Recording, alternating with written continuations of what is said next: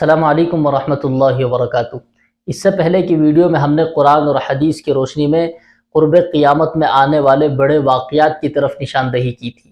کہ جس میں رسول اکرم صلی اللہ علیہ وسلم نے اپنی امت کو آگاہ کیا کہ قرب قیامت میں کیا بڑے واقعات آنے والے ہیں، اور پھر وہ مشہور روایت بھی سنائی گئی تھی جو حضرت ابو حذیفہ بن اسید غفاری رضی اللہ تعالیٰ عنہ کی روایت ہے، جس میں رسول اکرم صلی اللہ علیہ وسلم نے فرمایا کہ جب تک تم 10 بڑی علامات کو نہ دیکھ لو قیامت ہرگز آ نہیں سکتی۔ اور پہلی چیز رسول اکرم صلی اللہ علیہ وسلم نے فرمائی وہ یہ کہ آسمان میں خوب دھواں پھیل جائے گا اور آسمان دھوئے سے بھر جائے گا۔ اس کی تفصیل پچھلی ویڈیو میں ذکر کی جا چکی ہے۔ اور پھر دوسرے نمبر پر رسول اکرم صلی اللہ علیہ وسلم نے فرمایا کہ دجال نکل کر آئے گا۔ اور تیسری چیز رسول اکرم صلی اللہ علیہ وسلم نے فرمایا کہ زمین سے ایک جانور نکلے گا جو لوگوں سے بات چیت کرے گا،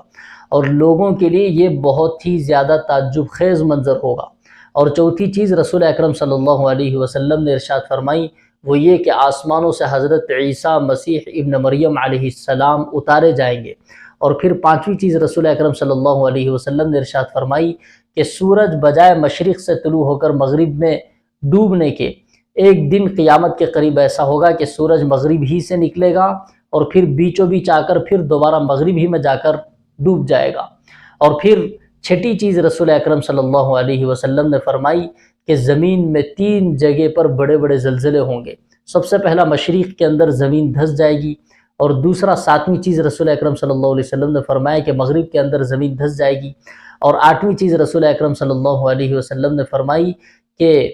جزیرۃ العرب کے اندر زمین دھس جائے گی۔ اور پھر اس کے بعد آخر میں رسول اکرم صلی اللہ علیہ وسلم نے فرمایا کہ ایک آگ یمن سے نکلے گی جو لوگوں کو ہانکتے ہوئے میدان محشر کی طرف جمع کر دے گی۔ یہ ان 10 علامتوں کی تفصیل پچھلی ویڈیو میں ہم نے ذکر کی، اور بات یہاں تک پہنچی تھی کہ جب امام مہدی نکل کر آئیں گے اور ان کے زمانے میں جب 5 سال کا عرصہ گزرے گا تو دجال نکل کر آئے گا، اور دجال سے مقابلے کے لیے امام مہدی کے ساتھ ایک لشکر ہوگا جو دمشق کی جامع مسجد میں اکٹھا ہوگا، جس کے اندر مومنین کی تعداد 800 کی ہوگی، اور مومنات کی تعداد یعنی عورتوں کی تعداد جو دجال سے مقابلے کے لیے جمع ہوں گی وہ 400 کی ہوں گی۔ تو گویا کہ ٹوٹل یہ 1200 کا مجمع مومنین کاملین کا امام مہدی کے ساتھ ہوگا، جو ابھی دجال سے صف بندی مقابلے کے لیے صف بندی کر ہی رہا ہوگا کہ اتنے میں فجر کا وقت شروع ہو جائے گا، تو فجر کے لیے اذان کہی جائے گی، اور پھر اس کے بعد اقامت دی جائے گی، تو اللہ رب العزت حضرت عیسیٰ مسیح ابن مریم علیہ السلام کو جو زندہ زمین سے آسمانوں پر اٹھا لیے گئے تھے دوبارہ آسمانوں سے زمین پر اتاریں گے۔ اور ان کے اترنے کی کیفیت بھی پچھلے ویڈیو میں ذکر کی جا چکی۔ جب وہ اتریں گے تو سیدھا صف میں آ کر کھڑے ہو جائیں گے، تو امام مہدی چونکہ امام بن کر امامت کر رہے ہوں گے، تو چونکہ نبی کا مقام ان سے بھی اعلیٰ اور بڑا ہے، تو وہ چاہیں گے کہ آپ آ کر امامت کرو، میں پیچھے کھڑا ہوں گا۔ تو چونکہ اقامت ہو چکی ہوگی تو حضرت عیسیٰ مسیح ابن مریم علیہ السلام ان کے کاندھوں پر ہاتھ رکھ کر ان کو امامت کے لیے کہیں گے، اور یہ فجر کی نماز کا وقت ہوگا، فجر کی نماز کا یہ منظر ہوگا۔ نماز پڑھنے کے بعد حضرت عیسیٰ علیہ السلام کہیں گے کہ وہی مسجد کا یہ دروازہ کھولو۔ جیسے ہی وہ بڑا مسجد کا دروازہ کھولا جائے گا تو دجال اپنے 70,000 یہودی لشکر کے ساتھ وہ موجود ہوگا، اور دجال یہود خاندان سے ہوگا، اور اس کے ساتھ یہود کے مرد و عورتیں سب کے سب جمع ہوں گی جن کے پاس مضبوط ہتھیارات ہوں گے اور زیورات سے بھرا ہوا بہت کچھ سامان ہوگا۔ اور رسول اکرم صلی اللہ علیہ وسلم نے فرمایا کہ دجال جیسے ہی حضرت عیسیٰ علیہ السلام کو دیکھے گا تو عیسیٰ علیہ السلام کے دیکھنے کی وجہ سے وہ پگھلتا جائے گا۔ رسول اکرم صلی اللہ علیہ وسلم نے فرمایا ایسے پگھلے گا جیسے نمک پانی میں پگھلتا ہے، اسی تیزی کے ساتھ پگھلتا جائے گا۔ اور رسول اکرم صلی اللہ علیہ وسلم نے بیان فرمائی کہ دجال جیسے حضرت عیسیٰ علیہ السلام کو دیکھے گا تو وہاں دمشق کی جامع مسجد سے نکل کر بھاگنا شروع کرے گا، اور وہ بھاگتا ہوا فلسطین کے باب لد پر پہنچے گا۔ آج وہ فلسطین کا علاقہ اسرائیل کے قبضے میں ہے، اور اسی نام سے لد کے نام سے وہاں ایئرپورٹ بنا ہوا ہے۔ اور رسول اکرم صلی اللہ علیہ وسلم نے ہمیں آج سے تقریباً 1450 سال پہلے مطلع کیا کہ باب لد پر وہ قتل کیا جائے گا۔ تو حضرت عیسیٰ مسیح ابن مریم علیہ السلام وہاں پہنچیں گے اور اس کو قتل کر دیں گے۔ اگر قتل نہ بھی کرتے تو وہ گھلتا ہوا مر جاتا، لیکن اللہ رب العزت نے ان کے ہاتھوں سے اس کا قتل مقدر کیا تھا، اور جب ان کے حربے پر اس کا خون لگے گا قتل کا، تو لوگوں کو دکھائیں گے یقین دلانے کے لیے کہ دیکھو دجال قتل ہو چکا ہے، دجال ہی کا خون ہے۔ اور پھر دجال جب نکلے گا تو ملک شام اور ملک عراق کے درمیانی ایک راستے سے نمودار ہوگا، اور سارے اطراف و اطناف کے ملکوں میں، علاقوں میں فتنے سے اس کو بھر دے گا،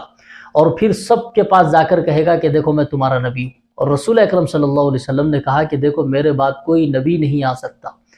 اور پھر اس کے بعد جب نبی کا دعویٰ کرے گا، اس کے بعد دوسرے نمبر پر دعویٰ کرے گا کہ دیکھو میں رب ہوں۔ حتیٰ کہ رسول اکرم صلی اللہ علیہ وسلم نے فرمایا کہ دجال کے ساتھ شیطانوں کا ایک بڑا لشکر ہوگا۔ وہ ایک دیہاتی کے پاس جائے گا اور کہے گا کہ دیکھ اگر میں تیرے مرے ہوئے ماں باپ کو زندہ کر دوں تو مجھے رب تسلیم کرے گا؟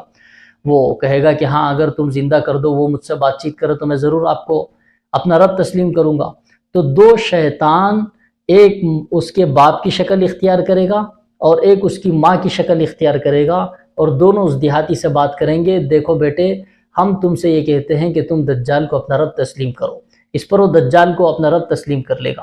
اور یہ شیاطین کا اسی طرح ریلا اس کے ساتھ ہوگا۔ اور پھر رسول اکرم صلی اللہ علیہ وسلم نے یہاں تک بات فرمائی کہ اللہ رب العزت اسے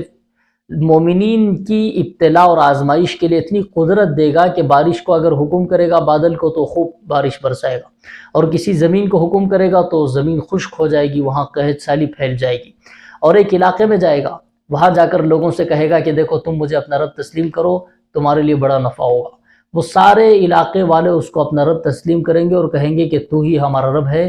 تو اللہ رب العزت بطور آزمائش کے ان کے مالوں میں خوب اضافہ کر دے گا، ان کی کھیتیاں جو تھی وہ دوگنا ہو جائیں گی، اور ان کے جانور جو چرنے کے لیے باہر گئے ہوئے ہوں گے جب وہ واپس لوٹیں گے تو خوب دودھ سے بھرے ہوئے تھن کو لے کر واپس آئیں گے، اور خوب فربا اور موٹے ہو کر آئیں گے، اور جتنے گئے تھے اس سے 2 3 4 5 گنا بڑے ہو کر واپس آئیں گے۔ تو یہ دیکھ کر بڑے خوش ہوں گے کہ دیکھو ہم نے اپنے رب کو تسلیم کیا اور ہمارے لیے ایسے انعامات ہو گئے۔ اور پھر ایک دوسرے علاقے میں جائے گا، وہاں جا کر کہے گا کہ تم مجھے اپنا رب تسلیم کرو۔ وہ کہیں گے کہ ہم تو تجھے رب تسلیم نہیں کر سکتے۔ تو وہ زمین کو حکم دے گا کہ یہاں قحط سالی پھیل جائے، تو قحط سالی ایسے پھیلے گی کہ جو جانور تھے وہ بھی مر جائیں گے، اور بہت ہی پریشانی کے عالم میں وہ زندگی گزاریں گے۔ اور رسول اکرم صلی اللہ علیہ وسلم نے یہاں تک بات ارشاد فرمائی کہ اس کے ایک ہاتھ میں جنت ہوگی اور ایک ہاتھ میں آگ ہوگی، یعنی دوزخ ہوگی، اور جو اس کی جنت ہے حقیقت میں وہ جہنم ہوگی، اور جو اس کے ہاتھ میں آگ ہے اور دوزخ ہے حقیقت میں وہ جنت ہوگی۔ ایسے ہی جس کو وہ پکڑ کر اس کے نافرمان آدمی کو جہنم میں ڈالے گا تو آگ اس پر ایسی گلے گلزار ہو جائے گی جیسے حضرت ابراہیم خلیل اللہ پر نمرود کی آگ گلے گلزار ہو گئی تھی، گویا کہ وہ جنت میں جا کر گرا ہے۔ اور رسول اکرم صلی اللہ علیہ وسلم نے اس کی علامت میں یہ بھی بات ارشاد فرمائی کہ وہ اس کی بائیں آنکھ سے وہ کانا ہوگا، بالکل آنکھ ہی نہیں ہوگی اس کی، دہنی آنکھ ہوگی جو سیدھے طرف کی آنکھ ہوگی لیکن وہ بھی بیچ میں ہوں گی، اور اس کی آنکھ ایسی ہوگی جیسا کہ انگور جب بہت زیادہ پک جاتا ہے تو وہ پلپلا ہو جاتا ہے، جب اس کو دبکاؤ تو اندر سے پانی ابھرتا ہے، تو جیسے نرم پھلپھلاری والا ہوتا ہے اس کی آنکھ بھی ویسے ہی ہوگی۔ اور